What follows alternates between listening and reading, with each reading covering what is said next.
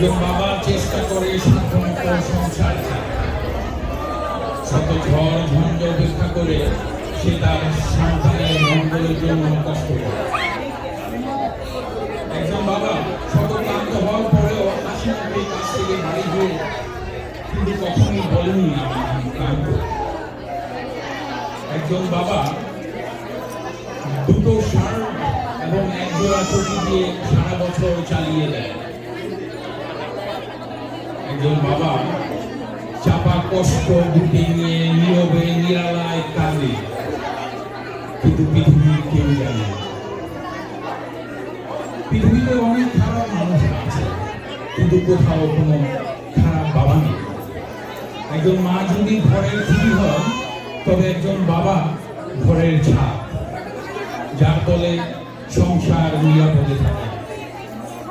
একজন বাবা সংসারে বটবৃক্ষের ছায়া। পৃথিবীতে যার বাবা নেই তার কোনো ছায়া নেই।